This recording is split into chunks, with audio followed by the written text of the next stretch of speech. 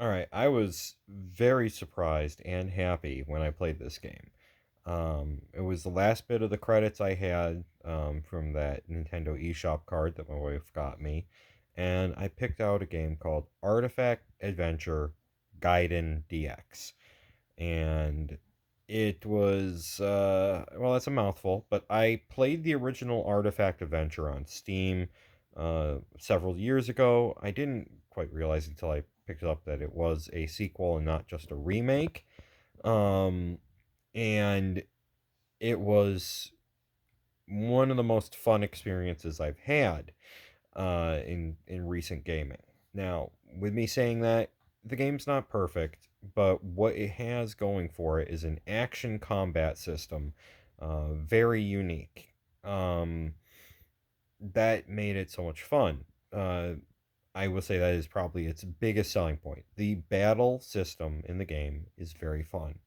Leveling up's a little boring because all that really happens is your HP goes up, um, and your attack power goes up a little bit, but the world's interesting because you spend the first part of the game exploring the world and solving these different quests. And when you get to a certain point, you have to do a time skip to go 3 years into the future.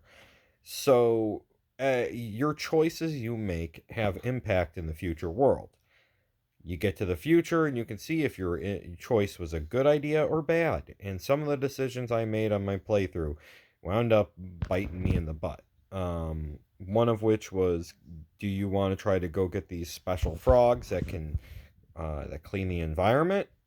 Okay, I'll grab these special frogs from this well, and then uh, after that, um, you get back to the place, and the whole place is in ruins because they wound up dying in captivity, so the whole area becomes polluted.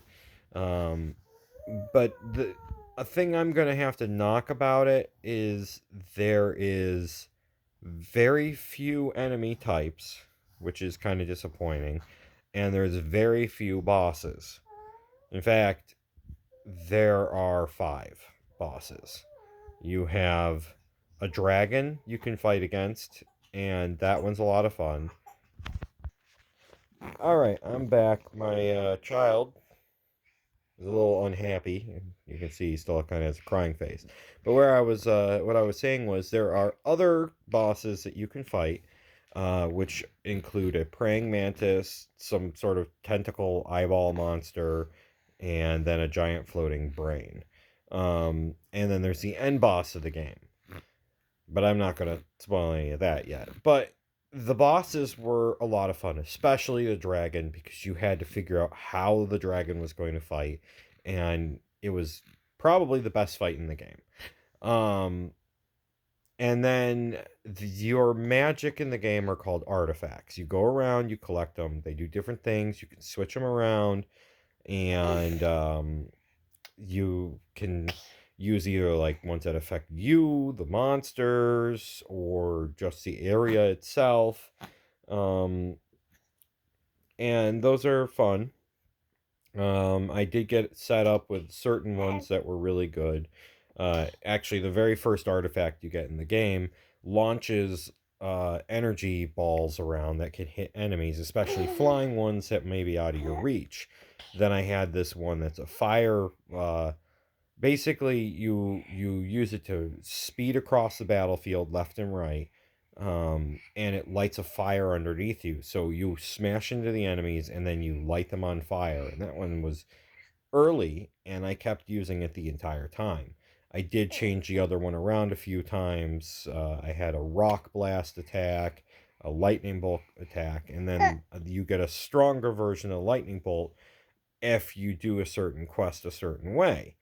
Um, but besides not enough enemy types and not enough bosses, um, a lot of the dungeons and everything get very similar. So there are some things that go against it from being a perfect game. And bless you. Oh no, he sneezed again. Um, So other than that, the things that have it, you know, it's not a perfect game. I would say probably like a 7.5 out of 10.